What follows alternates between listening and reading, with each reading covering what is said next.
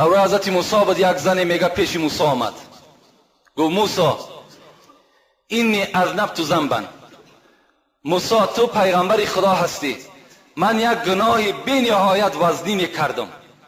گفت چی گناه کردی؟ ایرا شمس الدین ذهبی در کتاب کبایرش این قصه را در باب بینمازا میارد. میگه چی گناه کردی؟ این زن چی میگه؟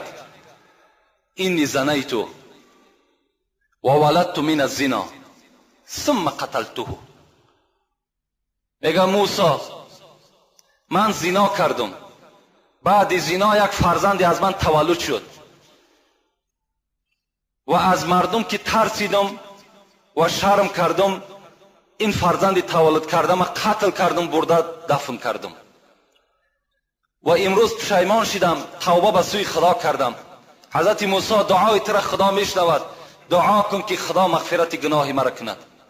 حضرت موسی با شنیدن این گناه چی گفت؟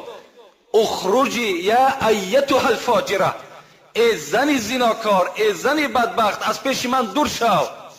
حتی لا تنزل من السماء نارا فتحرقنا بشومک، تا که از کثافتی تو، از بدبختی تو بالای سر ما آتش از آسمان نریزد و ما هم در عذاب تو گرفتار شیم. میگه این زن بیرون شد، در حال جبرائیل پایان شد و میگه سلام بر موسی کرد، گفت لما رددت تائبه، ای موسی این زن توبه کرده بود، این زن از صدق توبه کرده بود، پیش تو آمد، چرا تو از درگاه خود راندی؟ چرا که از خدای خود طلب نکردی که این زن خدا مغفرت کند؟ این در اصل توبه صدق کرده بود.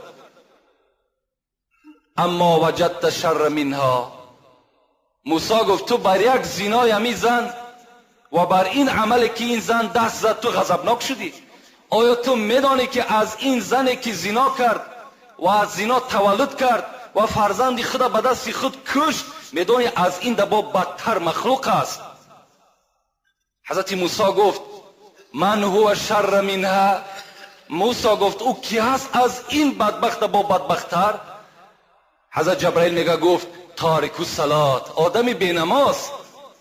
آدمی بینماز گفت از این زن بدتر است، از این زنی که زنا کرد، تولد کرد، به دست خود کشت، از این دیده این بینماز بدتر است.